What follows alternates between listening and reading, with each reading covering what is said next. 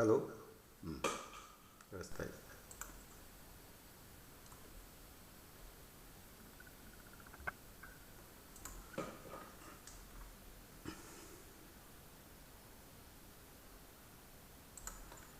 ನಿನ್ನೆ ನಾವು ವಿವಿಧ ಪಶುಗಳಲ್ಲಿರುವಂತಹ ಕಾಯಿಲೆಗಳ ಬಗ್ಗೆ ಕೇಳಿದ್ವಿ. ಈ ಪಶುಗಳಲ್ಲಿ ಇನ್ನು ವಿವಿಧ ವ್ಯೂಹಗಳಲ್ಲಿ, ಅದರಲ್ಲೂ ಈ ಶ್ವಾಸಕಾಂಗ ವ್ಯೂಹಗಳಿರ್ಬೋದು ಅಥವಾ ಈ ರಕ್ತ ಪರಿಚಲನಾ ವ್ಯೂಹ ಮತ್ತು ಇತರ ಅನೇಕ ವ್ಯೂಹಗಳ ಬಗ್ಗೆ ಒಂದೊಂದಾಗಿ ನಾವು ನೋಡಬೇಕಾಗತ್ತೆ. ಇದರಲ್ಲಿ ಮೊದಲನೇದಾಗಿ ಪಶುಗಳಲ್ಲಿ ಶ್ವಾಸಕೋಶದ ಕಾಯಿಲೆಗಳು, ಇದು ಬಹಳ ಮುಖ್ಯ. ಶ್ವಾಸಕೋಶದ ಕಾಯಿಲೆ ಏನಿದೆ, ಪಶುಗಳಲ್ಲಿ ಶ್ವಾಸಕೋಶ ಏನು ಕೆಲಸ ಮಾಡುತ್ತೆ ಹೇಳೋದು ಎಲ್ಲರಿಗೆ ಗೊತ್ತಿರುತ್ತೆ. ಹೇಗೆ ಅಂತಂದರೆ, ಶ್ವಾಸಕೋಶಕ್ಕೆ ಕಾರ್ಬನ್ ಡೈಆಕ್ಸೈಡ್ ಯುಕ್ತ ರಕ್ತ ಹೃದಯದ ಕುಕ್ಷೆಯಿಂದ ಪಲ್ಮನರಿ ಆರ್ಟ್ರಿಯ ಮೂಲಕ ಹೋಗಿ ಅಲ್ಲಿ ಆಮ್ಲಜನಕವನ್ನು ಪಡೆದು ಶುದ್ಧವಾಗಿ ಅದು ಬರುತ್ತದೆ ಪುನಃ ಪಲ್ಮನರಿ ವೇನ್ ಮೂಲಕ. ಹೀಗೆ ಶ್ವಾಸಕೋಶಕ್ಕೆ ಈ ಕಾಯಿಲೆ ಬಾಧಿಸಿದಾಗ ಏನಾಗುತ್ತೆ, ಈ ಆಮ್ಲಜನಕದ ಈ ಎಕ್ಸ್ಚೇಂಜ್ ಪ್ರೋಗ್ರಾಮು ಇದು ಹಾಳಾಗಿ ಹೋಗ್ಬಿಡುತ್ತೆ. ಅಷ್ಟೇ ಅಲ್ಲ, ಈ ಕಾರ್ಬನ್ ಡೈಆಕ್ಸೈಡ್ ತುಂಬ ಶರೀರದಲ್ಲಿ ಜಾಸ್ತಿ ತುಂಬಿಬಿಟ್ಟು ಶ್ವಾಸಕೋಶದಲ್ಲಿ ನೀರು ತುಂಬಿಕೊಳ್ಳೋದಿರ್ಬೋದು, ಗಂಟಿನಿಂದ ಗಾಯಗಳು, ಶ್ವಾಸಕೋಶವನ್ನು ಸೇರಿಕೊಳ್ಳುವಂತಹ ಒಂದು ಪರಾವಲಂಬಿಗಳು ಮತ್ತು inflammation of lung, that's called as the pneumonia, ಇವೆಲ್ಲ ಪ್ರಾರಂಭ ಆಗುತ್ತವೆ. ಈಗ ಮೊದಲನೆಯದಾಗಿ ಒಂದಷ್ಟು ಕಂಡೀಷನ್ಸನ್ನು ನಾವು ನೋಡೋಣ. ಶ್ವಾಸಕೋಶದಲ್ಲಿ ನೀರು ತುಂಬಿಕೊಳ್ಳೋದು, ಇದಕ್ಕೆ ಪಲ್ಮನರಿ ಎಂಫೈಸಿಮಾ ಅಂತ ಹೇಳ್ತಾರೆ. ಶ್ವಾಸಕೋಶದಲ್ಲಿ ನೀರು ತುಂಬಿಕೊಳ್ಳೋದು ಅಥವಾ ಪಲ್ಮನರಿ ಎಂಫೈಸಿಮಾ ಎಂದರೆ ಶ್ವಾಸಕೋಶದ ವಾಯುಕೋಶಗಳಲ್ಲಿ ದ್ರವ ಸೇರಿಕೊಳ್ಳುವುದು ಮತ್ತು ಆಮ್ಲಜನಕದ ಹೀರಿಕೊಳ್ಳುವಿಕೆ ವ್ಯತ್ಯಯವಾಗುವುದು. ಇದು ಶ್ವಾಸಕೋಶಗಳನ್ನು ಅತಿಯಾಗಿ ಹಿಗ್ಗಿಸಿ ಅದರ ಮೂಲ ಸ್ವರೂಪವನ್ನು ಅಂದಗೆಡಿಸುತ್ತದೆ. ಇದಕ್ಕೆ ಅನೇಕ ಉದಾಹರಣೆಗಳಿದೆ. ಇದು ಸೂಕ್ಷ್ಮಾಣುಜೀವಿಗಳಾದಂತಹ ಬ್ಯಾಕ್ಟೀರಿಯಾ ಇರ್ಬೋದು ಮತ್ತು ವೈರಾಣುಗಳ ಸಂಯುಕ್ತ ಪರಿಣಾಮದಿಂದ ಇದು ಉಂಟಾಗಬಹುದು. ಈ ಶ್ವಾಸಕೋಶದಲ್ಲಿ ನೀರು ತುಂಬಿಕೊಳ್ಳುವುದು ಉಸಿರಾಟದ ತೊಂದರೆ, ದೇಹದ ಉಸಿರಾಟದ ವ್ಯವಸ್ಥೆಯ ಎಡಿಮಾ ಮತ್ತು ಕೆಮ್ಮು ಮತ್ತು ಅಟೆಲೆಕ್ಟೆಸಿಸ್ ಅಥವಾ ಇನ್ನೂ ಅನೇಕ ಕಾಯಿಲೆಗಳನ್ನು ಉಂಟು ಮಾಡಬಹುದು. ಅಚ್ಚುಗೆಣಸು ತಿನ್ನೋದ್ರಿಂದ ಕೂಡ ತಿನ್ನೋದ್ರಿಂದ ಕೂಡ ಪಲ್ಮನರಿ ಎಂಫೈಸಿಮಾ, ಕೆಲವೊಮ್ಮೆ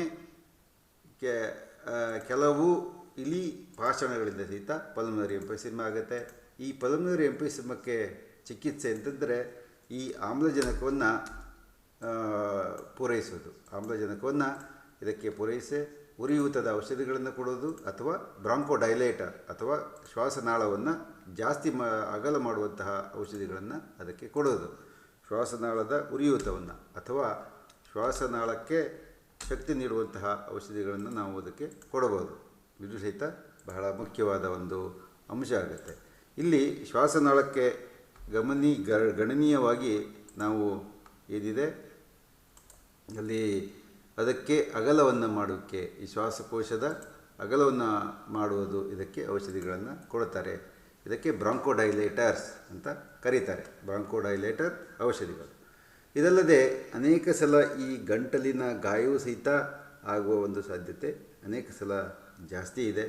ಕಾರಣ ಇದು ಪಶುಗಳಲ್ಲಿ ಹೆಚ್ಚಾಗಿ ಕಂಡು ಬರುವುದು ಈ ಬ್ರಾಂಕೋ ಕನ್ಸ್ಟ್ರಿಕ್ಷನ್ ಆದಾಗ ಗಂಟಲಿಗೆ ಕೆಲವೊಮ್ಮೆ ಗಾಯಗಳಾಗ್ತವೆ ಅಥವಾ ಬ್ರಾಂಕೋಡೈಲೇಟರ್ ಔಷಧಿಗಳು ಶ್ವಾಸನಾಳವನ್ನು ಅಗಲಿಸುವ ಔಷಧಿಗಳು, ಡೈಲೇಟರ್ ಔಷಧಿಗಳನ್ನು ನಾವು ಈ ಶ್ವಾಸಕೋಶಗಳನ್ನು ಅದಕ್ಕೆ ನಾವು ಕೊಡಬೇಕಾಗತ್ತೆ. ಇದಲ್ಲದೆ ಈ ಗಂಟಲಿನ ಗಾಯ ಏನಿದೆ ಇದು ಸಹಿತ ಬಹಳ ಮುಖ್ಯ. ಇದು ಹೆಚ್ಚುಗಳಲ್ಲಿ ಪ್ರೋಬ್ಗಳನ್ನು ಹಾಕಬೇಕಾದ್ರೆ, ಗಂಟಲಿಗೆ ಯಾವುದಾದ್ರು ಪ್ರೋಬ್ಗಳನ್ನು ಅಥವಾ ಟ್ಯೂಬ್ಗಳನ್ನು ಹಾಕಬೇಕಾದ್ರೆ, ಅಥವಾ ಪಶು ಅಥವಾ ಬ್ರೇನೆ ಜಗಳವಾಡುವಾಗ ಅಥವಾ ಕಾದಾಡುವಾಗ ಏನಾಗುತ್ತೆ, ಬೇಲಿಯನ್ನು ದಾಟುವಾಗ ಅಕಸ್ಮಾತಾಗಿ ಇದು ತಂತಿಗಳಿಂದ ಆಗಬಹುದು. ಈ ರೀತಿ ಗಾಯವಾದಾಗ ಏನಾಗುತ್ತೆ ಅಂತಂದರೆ ಅವುಗಳಿಗೆ ತುಂಬ ಧಕ್ಕೆ ಉಂಟಾಗುತ್ತೆ. ಗಂಟಲಿನಲ್ಲಿ ಉರಿತ, ಉಸಿರಾಟದ ತೊಂದರೆ, ಇನ್ನು ಮುಂತಾದ ಶ್ವಾಸಕೋಶದ ಕಾಯಿಲೆಗಳು ಇದರಲ್ಲಿ ಆಗ್ತವೆ. ಗಂಟಲಿನ ಗಾಯದ ನಿರ್ವಹಣೆಯನ್ನು ನಾವು ಹೇಗೆ ಮಾಡಬೇಕು ಅಂತಂದರೆ, ಸಾಮಾನ್ಯವಾಗಿ ಗಂಟಲಿನ ಗಾಯದ ನಿರ್ವಹಣೆ ಏನಾಗುತ್ತೆ, ಉದರದ ತಾತ್ಕಾಲಿಕ ಫಿಶ್ಚುರ ಅಳವಡಿಕೆ, ಉದರದ ಫಿಶ್ಚುಲ ಅಥವಾ ಅದನ್ನು ಅಳವಡಿಕೆ, ಪ್ರತಿಜೀವಕ ಔಷಧಿಗಳು ಅಥವಾ ಆ್ಯಂಟಿಬಯೋಟಿಕ್ಸನ್ನು ಕೊಡಬೇಕು. ಉರಿಯೂತವನ್ನು ಕಡಿಮೆ ಮಾಡುವಂತಹ ಔಷಧಿಗಳನ್ನು ಕೆಲವೊಮ್ಮೆ ಕೊಡಬೇಕಾಗತ್ತೆ. ಇನ್ನು ಶ್ವಾಸಕೋಶದ ಪರಾವಲಂಬಿಗಳು ಅನೇಕ ಜೀವಿಗಳಿದ್ದಾವೆ.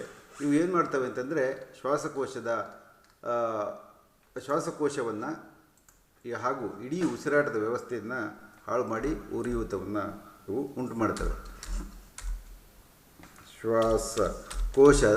ಕೋಶವನ್ನು ಹಾಗೂ ಇಡೀ ಉಸಿರಾಟದ ವ್ಯವಸ್ಥೆಯನ್ನು ಹಾಳು ಮಾಡಿ ಉರಿಯೂತವನ್ನು ಉಂಟು ಮಾಡ್ತವೆ. ಮತ್ತು ಕೆಮ್ಮು, ಉಸಿರಾಡುವಾಗ ನೋವು, ಬಾಯಿಯಿಂದ ಉಸಿರಾಡುವಿಕೆ ಇವು ಪ್ರಮುಖ ಇದರ ಲಕ್ಷಣಗಳು ಆಗಿದ್ದಾವೆ.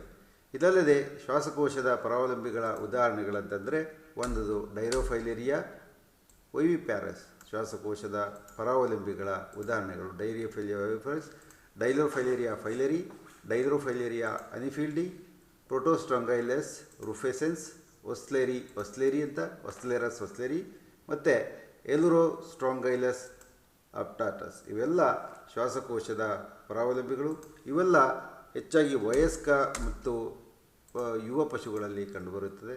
ಇದಕ್ಕೆ ಚಿಕಿತ್ಸೆ ಅಂತಂದರೆ ಈ ಪರಾವಲಂಬಿಗಳಿಗೆ ಚಿಕಿತ್ಸೆ ಸಾಮಾನ್ಯವಾಗಿ ಪರಾವಲಂಬಿ ನಿವಾರಕ ಔಷಧಿಗಳನ್ನು ಕೊಡ್ತಾರೆ. ಅದರಲ್ಲೂ ಫೆನ್ಬೆಂಡಜೋಲ್, ಅಲ್ಬೆಂಡಜೋಲ್, ಐವರ್ಮೆಕ್ಟಿನ್, ಲವೋಮಿಸೋಲ್ ಇತ್ಯಾದಿ. ಮತ್ತು ಪ್ರತಿಜೀವಕ ಔಷಧಿಗಳು ಅಥವಾ ಜೀವನಿರೋಧಕ ಔಷಧಿಗಳನ್ನು ಕೊಡ್ತಾರೆ. ಮತ್ತು ಉರಿಯೂತದ ನಿವಾರಕ ಔಷಧಿಗಳನ್ನು ಸಹಿತ ಇದರಲ್ಲಿ ಕೊಡುವ ಒಂದು ಅವಶ್ಯಕತೆ ಇದೆ. ಇನ್ನು ನ್ಯುಮೋನಿಯಾ ಅಂತಂದರೆ ಶ್ವಾಸಕೋಶದ ಉರಿಯೂತ, PNEUMONIA. ಇದನ್ನು ಪಶು ಶ್ವಾಸಕೋಶದ ರೋಗ ಅಂತ ಕೂಡ ಕರೀತಾರೆ. ಇದು ಬ್ಯಾಕ್ಟೀರಿಯಾ ಹಾಗೂ ವೈರಸ್ ಸಂಯೋಜನೆಯಿಂದ ಕೆಲವೊಮ್ಮೆ ಉಂಟಾಗುತ್ತದೆ. ಅಷ್ಟೇ ಅಲ್ಲದೆ ಪಶು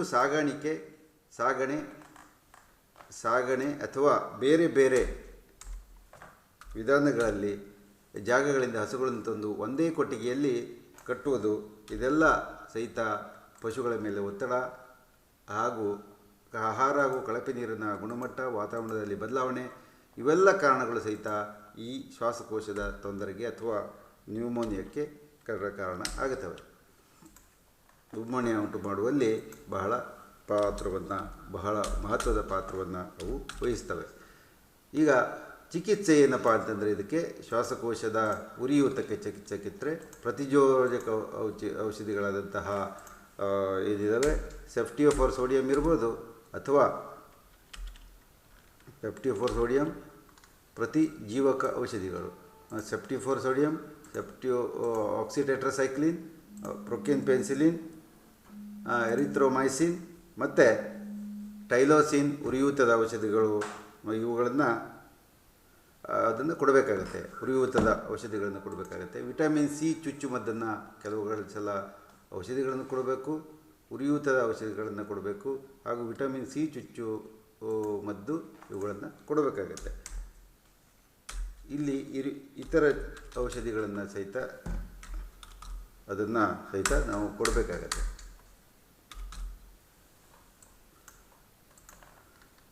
ಅದಾದರೆ ರೋಗಗ್ರಸ್ತ ಪ್ರಾಣಿಗಳನ್ನು ಆರೋಗ್ಯವಂತ ಪ್ರಾಣಿಗಳಿಂದ ದೂರ ಇಡುವುದು, ಒಳ್ಳೆಯ ಗಾಳಿ ಹಾಗೂ ಬೆಳಕು ಇರುವ ಪ್ರದೇಶಗಳಲ್ಲಿ ಪಶುವನ್ನು ಕಟ್ಟಿಡುವುದು, ಉತ್ತಮ ಗುಣಮಟ್ಟದ ನೀರು ಹಾಗೂ ಆಹಾರದ ಪೂರೈಕೆ ಸಹಿತ ಬಹಳ ಮುಖ್ಯ. ಕೊಟ್ಟಿಗೆಯಲ್ಲಿ ಸ್ವಚ್ಛತೆಯನ್ನು ಕಾಪಾಡುವುದು ಸಹಿತ ಬಹಳ ಮುಖ್ಯವಾದ ಒಂದು ಅಂಶ. ಇದಾದ ಮೇಲೆ